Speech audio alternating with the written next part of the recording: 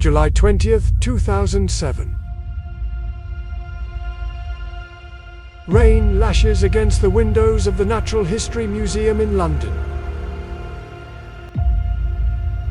But inside, thousands stand breathless.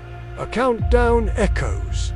3, 2, a curtain drops, revealing a tower of books. Cheers erupt as J.K. Rowling steps forward, tears glistening. Tonight, Harry Potter and the Deathly Hallows, the final book, sells 15 million copies in 24 hours, ending a saga beloved by generations. But rewind to 1994. A different rain falls in Edinburgh. Rowling, 28, pushes a squeaky pram through grey streets. Her daughter Jessica sleeps beneath threadbare blankets. They arrive at Nicholson's cafe, where Rowling orders one espresso and writes in a notebook, shivering. She's a broke, single mother on welfare, surviving on £70 a week. The manuscript in her hands, Harry Potter and the Philosopher's Stone, rejected 12 times. Publishers said it won't work. One scribbled, "This woman will never make it." How did despair become magic? How did failure forge a billion-dollar empire? This is the story of a woman who turned rock bottom into a castle in the sky.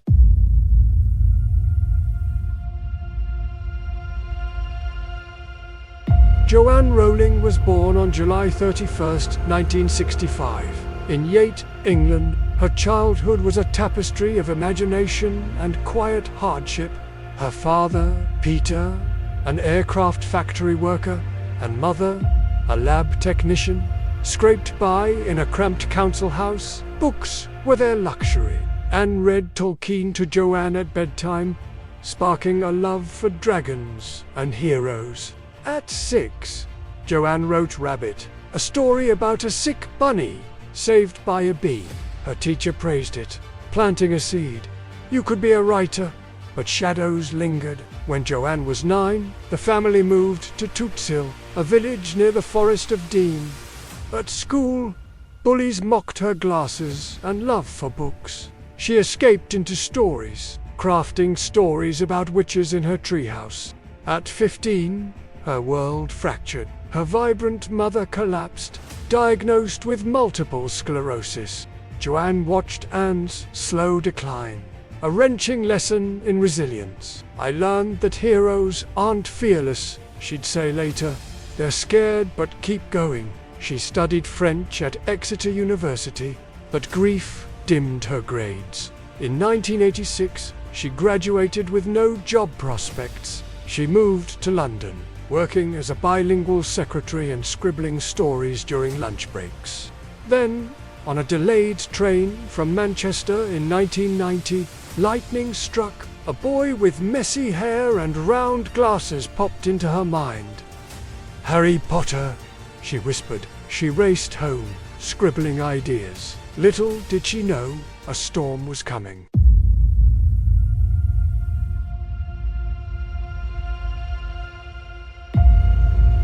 In 1991, Rowling moved to Porto, Portugal, teaching English. She fell for journalist Jorge. They married, and in 1993, daughter Jessica arrived. But the marriage crumbled. Arantes threw her out during an argument. Locking her in the street, Rowling fled to Edinburgh with Jessica, 3 months old, and a suitcase of diapers and half-finished chapters. She rented a mouse-infested flat with no heat. Depression swallowed her. "I was the biggest failure I knew," she confessed. State benefits barely covered rent. On winter nights, she paced streets for hours, lulling Jessica to sleep, then huddled in cafés to write. Waitresses eyed her single coffee with pity. She drafted Philosopher's Stone in longhand, scratching out paragraphs as Jessica napped. When finished, Rejection was like an avalanche. 12 publishers returned it. One agent sneered, "Children's books don't make money." Another deemed Wizard's stories out of date. Rowling's lowest moment, sitting in her freezing flat, reading a rejection letter while Jessica cried from hunger. She considered burning the manuscript, but two lifelines emerged. Her sister Dee believed in Harry, and Christopher Little, a small-time agent, took a chance.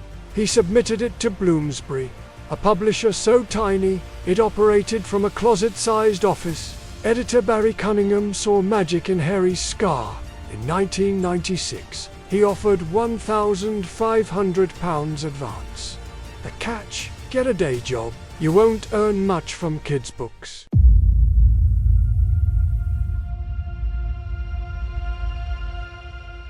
August 1997. Rowling, now teaching French, received a call.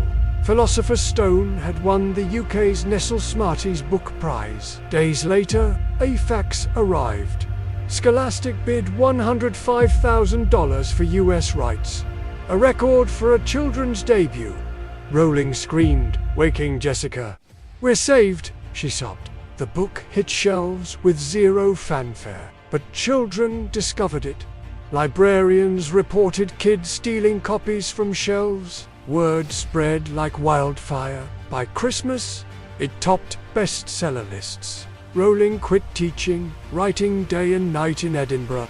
In 1998, Chamber of Secrets debuted at #1. Then came the thunderclap. Steven Spielberg called, bidding for film rights. Rowling refused. Harry must be British, she insisted.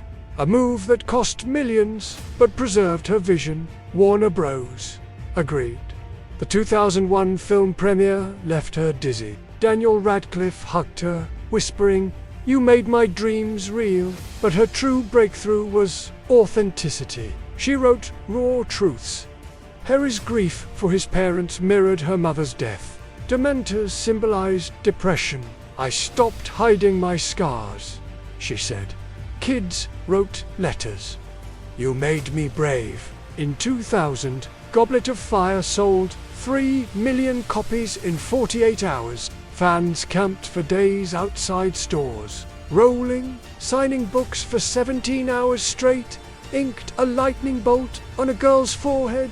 This, she thought, is magic.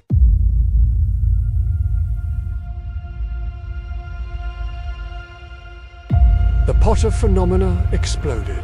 Rowling penned 3 more books, each darker, richer. Order of the Phoenix sold 5 million in 24 hours. Half-Blood Prince broke e-commerce records. Her net worth soared. In 2004, Forbes named her the first billionaire author. But wealth was a side effect. Her genius lay in world-building. Quidditch, butterbeer, and Hogwarts became cultural touchstones. She battled studios to keep the films faithful. "No," she told producers. Dumbledore wouldn't say that. She launched Pottermore, gifting fans new lore. Yet pressure mounted.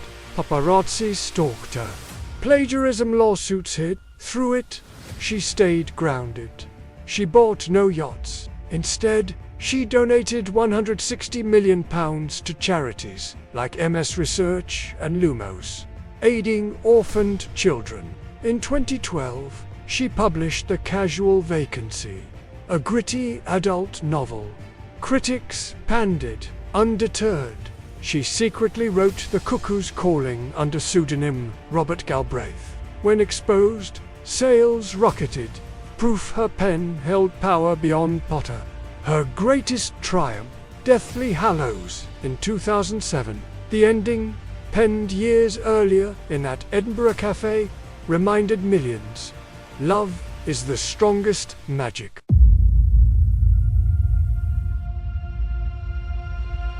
Today, Harry Potter is a $25 billion empire. Books, films, theme parks, play, but Rowling's legacy is deeper. She revived children's literature, proving kids crave complex themes. Libraries credit her for spiking young readers. Teachers use Snape to discuss redemption. Her journey symbolizes resilience. At Harvard's 2008 commencement, she called failure the rock-bottom foundation for success. She funds scholarships for single parents, yet she's humanly flawed. Her comments on gender sparked debate, showing idols stumble. Still, her core message endures. At King's Cross Station, platform 9 3/4, trolley embedded in the wall draws millions. Parents whisper, "This is where Harry began." Rowling's tale proves magic isn't wands or gold. It's a single mom, warming her baby in a cafe, refusing to quit. It's the idea that our lowest moments, rejection, poverty, heartbreak, can be portkeys to greatness, her story asks. What if rock bottom is not an end, but a hidden door? And what might we create if we dare to knock?